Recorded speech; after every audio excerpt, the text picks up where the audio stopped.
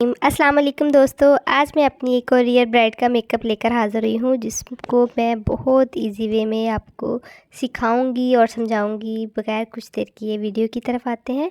Video में मैं अपनी ब्राइड की आइज़ के नीचे कंसील कर रही हूँ ऑरेंज कलर करेक्टर के साथ। लेकिन यहाँ मैं तवज्जो तलब बात जो आपको बताना चाहती हूँ वो ये है कि आपने CTM करने के बाद ही कंसीलर किया करें। डायरेक्ट आपने कंसील नहीं करना आइज़ के नीचे या डार्क स्पॉट को कवर करने के लिए या पिंपल्स को कवर करने के लिए। कोई भी कंसीलर तब तक आपने यूज़ नहीं करना जब तक आप अपनी किसी भी क्लाइंट अपने ब्राइड का CTM नहीं कर लेती।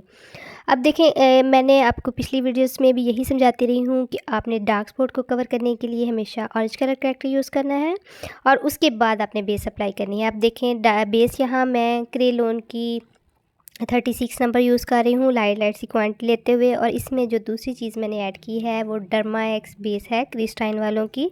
इसका मैंने 38 नंबर लिया और इसको टैपिंग मोशन में फिंगर के साथ थोड़ी थोड़ी सी क्वांटिटी लेते हुए फेस पर और गर्दन पर अच्छी तरह मैंने स्प्रेड किया। और उसके बाद वेट ब्यूटी ब्लेंडर की मदद से मैंने इसको टैपिंग मोशन देते हुए अच्छी तरह साथ साथ टैपिंग देती गई और साथ फोरहेड और फेस पर चिक्स पर अच्छी तरह मैंने ऑब्जर्व करवाया स्किन के साथ। आपने भी सेम इसी तरह करना है और क्वांटिटी भी आप कोशिश करिएगा कि लाइट ही रखिए, क्योंकि गर्मियों में जितनी आप लाइट बेस बनाएंगी उतनी ही लॉन्ग लास्टिंग बनेगी और ख़ूबसूरत भी लगेगी। अब देखें, अच्छी तरह आपने इसको टैपिंग मोशंस के साथ वेट ब्यूटी ब्लेंडर की मदद से ऑब्जर्व करवाना है और कोशिश यही किया करें कि एक सीक्वेंस बनाया करें फेस और गर्दन का। ये नहीं कि फेस आपका वाइट हो और गर्दन आपकी डल हो। अब उसके बाद आइज़ के नीचे वही 36 स्टिक है उसको के साथ ही मैंने इसको कवर किया आइज़ के नीचे, क्योंकि मुझे ऑरेंज कलर करेक्टर नज़र आ रहा था। अब उसके बाद एक और स्टिक मैंने यूज़ की, वो F1 है। अब देखें, जितनी क्वांटिटी मैं ले रही हूँ आइज़ के नीचे, नोज़ पर, फोरहेड पर, चिन पर, उतनी ही आपने लेते हुए टैपिंग मोशन के साथ इसको भी स्किन के साथ अच्छी तरह ऑब्जर्व करवाना है। और कोशिश यही करें कि आप वेट ब्यूटी ब्लेंडर की मदद से टैपिंग देते हुए इसको स्किन के साथ अच्छी तरह ऑब्जर्व करवाएं, जिस तरह मैं आपको वीडियो में सिखा रही हूँ, ताकि आपकी भी बेस लॉन्ग लास्टिंग बने। और आप मुझे दुआ में ज़रूर याद रखें और इंशाल्लाह मैं आपको गारंटी देती हूँ, अगर आप इस तरीके से बेस बनाएंगी गर्मियों की बेस, तो आप इसको लॉन्ग लास्टिंग भी बनाएंगी और मुझे याद भी रखेंगी। अब देखें, जो नेक्स्ट चीज़ मैं यूज़ कर रही हूँ वेट ब्यूटी ब्लेंडर की के साथ जो मैं क्वांटिटी ले रही हूँ जिस चीज़ की, वो पैनकेक है, एक्वा पैनकेक। और यहाँ मैं अपनी जो ब्राइडल है उसके कलर के अकॉर्डिंग मैंने F1 नंबर लिया है। आप भी अपनी मॉडल या ब्राइडल के कलर के अकॉर्डिंग आप नंबर लेंगी। और देखिए, टैपिंग मोशन के साथ मैंने इसको यूज़ किया है आइज़ के नीचे, नोज़ पर, अपर लिप्स के ऊपर और अपर लिप्स पर और चिन पर, फोरहेड पर, और टैपिंग देते हुए जिस तरह मैं स्किन के साथ ऑब्जर्व करवा रही हूँ, आप भी कोशिश यही करेंगी कि आप इसी तरह ऑब्जर्व करवाएं। और गर्दन में भी इसी तरह आप टैपिंग देते हुए स्किन के साथ जो बेस है वो इक्वल करिएगा, एक सीक्वेंस बनाइएगा और कानों के पीछे और आगे भी।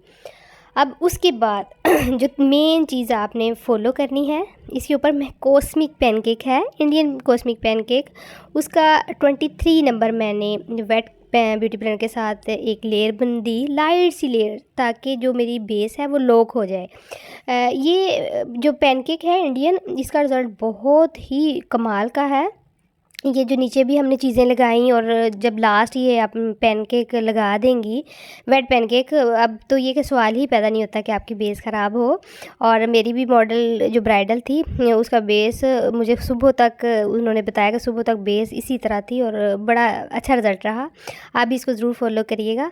अब उसके बाद मैंने कॉम्पैक्ट पाउडर यूज़ किया शेफर का, ये भी गर्मियों के लिए बेस्ट है शेफर कॉम्पैक्ट पाउडर। और लास्ट पे जो फिक्सिंग पाउडर मैंने यूज़ किया वे क्रेलोन का 03 नंबर है, TL3 नंबर, सॉरी। आप स्किन के अकॉर्डिंग भी इसमें नंबर TL11 भी ले सकती हैं, लेकिन TL3 आइज़ के नीचे लगाने के लिए बेस्ट है, क्योंकि जब हम आइज़ मेकअप करेंगे तो इसको ईजी बाद में हम इस पाउडर को डस्ट ऑफ कर देंगे। अब सबसे पहले हम आइज़ मेकअप की तरफ आते हैं। आइज़ मेकअप में सबसे पहले मैं आईब्रो की शेप बनाऊंगी। एंगल ब्रश में काशीज़ के डार्क ब्राउन आईब्रो शेड की लाइट सी क्वांटिटी लेते हुए आईब्रो के नीचे और ऊपर एक लाइन ड्रा करते हुए अंदर फिलिंग करेंगे शेड की, ब्लेंडिंग करते हुए ब्रश की मदद से। लेकिन कोशिश यही करें कि मिड में जो फ्रंट का मिड होता है, ऊपर और नीचे लाइन ड्रा करने के बाद जस्ट ब्रश के साथ आपने ब्लेंडिंग देनी है। इसके अलावा इसकी एक तकनीक ये है नेचुरल लुक देने के लिए, क्रिस्टाइन का ये 02 नंबर जो वीडियो में मैं आपको दिखा रही हूँ, इसके शेड की लाइट सी क्वांटिटी ब्रश में लेते हुए आपने फ्रंट पर ब्रश की मदद से इसको ब्लेंड कर देना है। उसके बाद फुली ब्रश के साथ इसको स्मूथ करें और बिल्कुल नेचुरल खूबसूरत लुक आती है। ये भी तकनीक से आप फॉलो करिएगा और मुझे मैसेज में ज़रूर बताइएगा कि आपको ये तकनीक कैसी लगी। अब उसके बाद मैंने एलए गर्ल का कंसीलर आई बॉल पर लगाया ताकि हम इसको कंसील करें आइज़ को। और कंसील करने का मेन जो पर्पस यही है कि एक तो आईब्रो जब हम शेप बना देते हैं वो भी इन्हेंस होती है, और दूसरा जब हम शेड लगाते हैं तो वो भी निखर कर सामने आता है, बड़ी नफासत सी और ख़ूबसूरत लुक आती है कंसीलिंग करने के बाद आइज़ की। अब देखिए स्मूथ तरीके से स्मूथ ब्रश से मैंने कंसील किया। लेफ़्ट साइड पर कंसील करने के बाद राइट साइड पर भी सेम आपने भी इसी तरह ब्रश की मदद से कंसील करना है, और उसके बाद छोटे से ब्यूटी ब्लेंडर से आपने इसको ब्लेंड कर देना है आई बॉल पर। और इसको मैट लुक देने के लिए फिर मैं शेफरी का कॉम्पैक्ट पाउडर यूज़ करूँगी ताकि फिर हम इसके ऊपर आई शेड यूज़ करें। अब उसके बाद क्रिस्टाइन की वही 02 शेड से मैं क्रीज़ लाइन बनाऊंगी।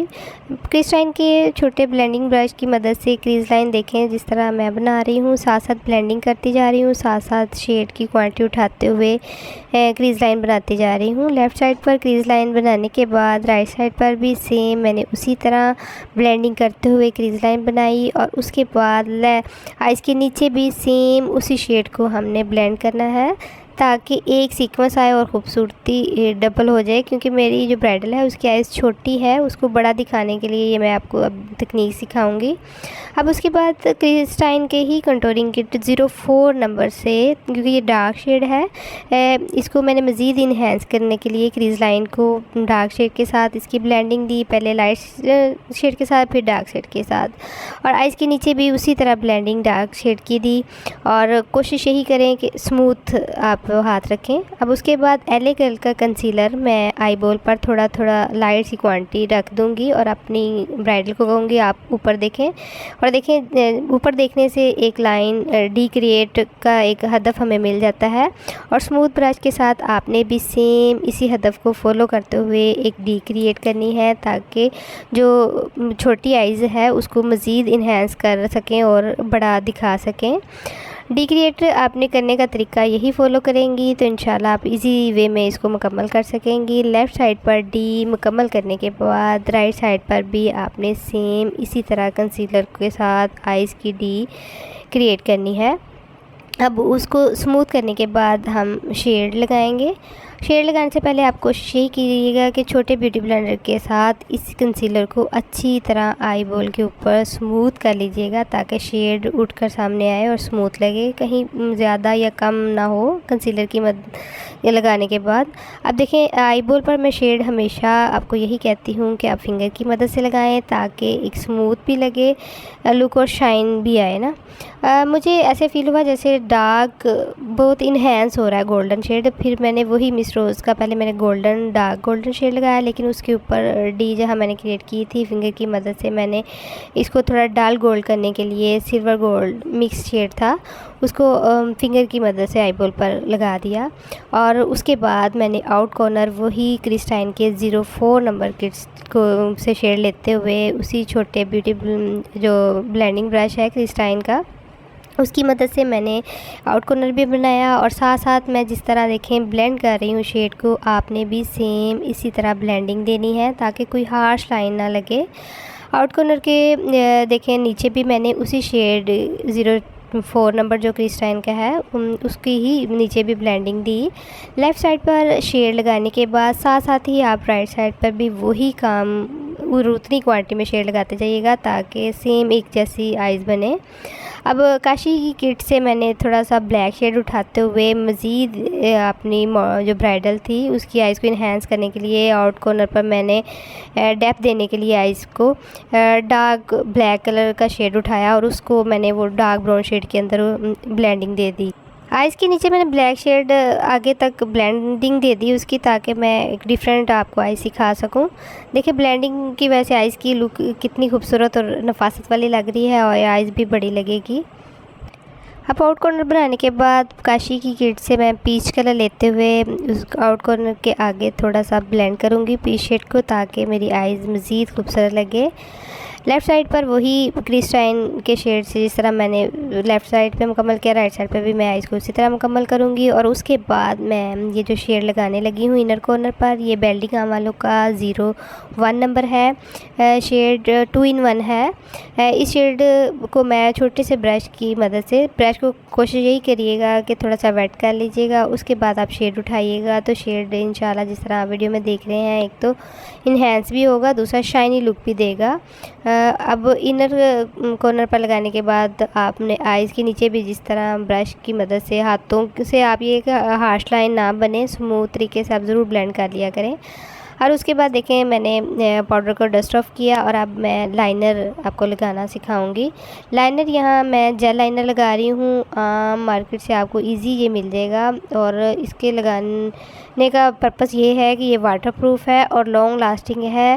हालांकि मेरे पास काशीज़ के और बेल्डिंगम के मुख्तलिफ ब्रांड के काफ़ी लाइनर है, लेकिन मुझे सब लाइनर्स में सबसे बेस्ट जो लाइनर लगा है वो ये ही लाइनर है, क्योंकि ये वाटरप्रूफ भी है और लॉन्ग लास्टिंग भी है। एक दफ़ा जब आप इसको लगा देते हैं ड्राई होने के बाद तो ये काफ़ी लॉन्ग लास्टिंग भी हो जाता है और जब तक आप इसको वॉश नहीं करते ये रिमूव नहीं होता। और येट ब्लैक भी है, 150 तक आपको इजी मार्केट से ये मिल जाएगा।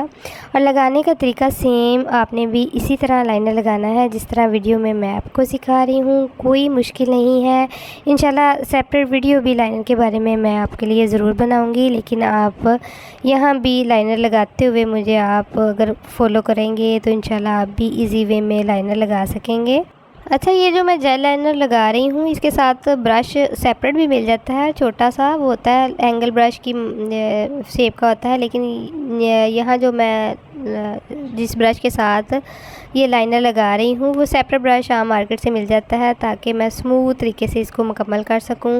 इस ब्रश सादे ब्रश का बेनिफिट ये होता है कि आपकी अपनी चॉइस होती है कि अगर आप बारीक लगाना चाहें लाइनर तो आप इजी वे में इसको बारीक भी लगा सकती हैं फ्रंट पर, और मिड अगर मोटा करना चाहें तो आप इसको से मोटा भी कर सकती हैं।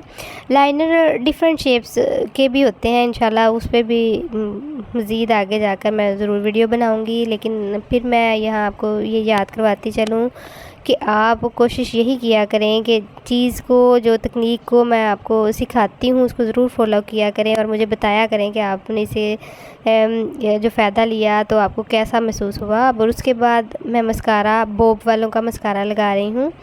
मस्कारा मैंने वॉल्यूम बढ़ाने के लिए भी इस मस्कारे को यूज़ किया और वाटरप्रूफ मस्कारा था, बहुत बेस्ट था। अब उसके बाद मैंने आइज़ के अंदर वाइट काजल यूज़ किया ब्रश की बैक साइड की मदद से। वाइट काजल मैंने यहाँ बेल्डिंगम वालों का यूज़ किया।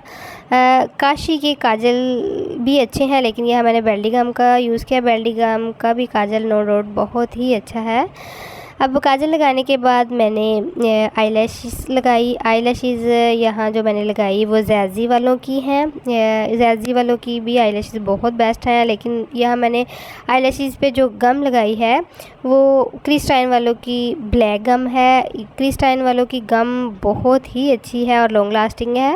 हालांकि स्वीट टच वालों की जो गम है वो कॉस्टली है, लेकिन क्रिस्टाइन वालों की गम उससे ज़्यादा बेस्ट है। अब ये शेड के ऊपर, जो गोल्डन शेड के ऊपर मैंने कोटिंग की है शेड की, जो वीडियो में आपने देखा है वो स्वीट टच वालों का 03 नंबर है।